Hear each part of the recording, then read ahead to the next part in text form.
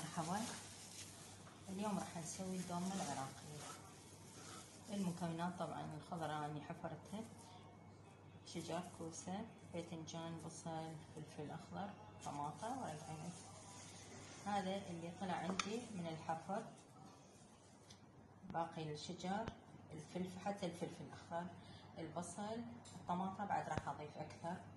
الدولمة تحب الطماطة. والثوم لازم تكون نكهة الثوم طاغية على نكهة البصل. ثمن مصري قصير الحبة.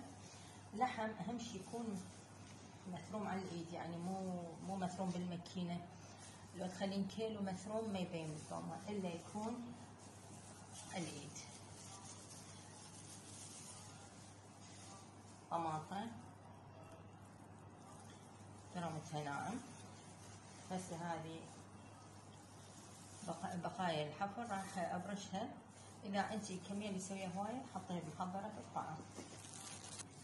هسه برشت الحفر مال الخضره. راح اضيف اللحم، طماطه، الثوم، راح نضيف البهارات. راح نضيف خشوقة معجون طماطة. الحامض خلي شوية ملح الليمون بالحشوة، لأن راح أحط بالمي السلق همينة حامض. أنا أفور سماق حب وأخذ المي مالتها. أكو ناس يحطون حموضة بس بالحشوة، بالمي السلق ما يحطون، أكو بالعكس. أنا أحط شوية هنا وشوية بالمي. بابريكا حمرا يعني حلوة قصدي، طبعا حمرا. كبابة، فلفل أسود،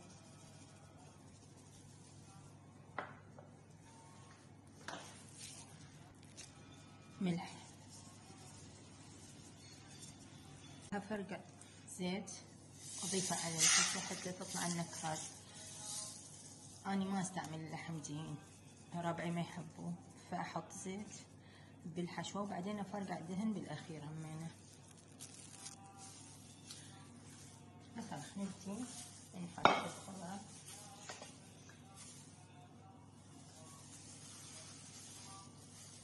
أهم شي لا تمليها كل شي، نعطي مجال الثمن حتى ينفش. أكو قسم يحطون ورق عنب، هاي اللي يعني جوا. أنا أحب أحط الخضرة رأسا. هسه كملنا.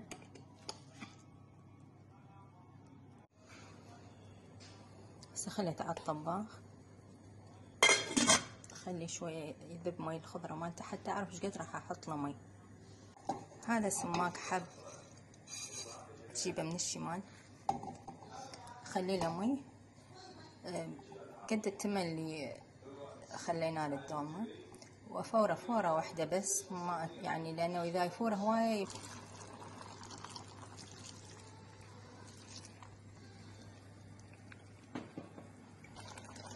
هسه بعد ما استوت الدولمة فرقعت لها زيت، وهاي خلصت دولمتنا والله. وعلينا وعليكم بالصحة والراحة.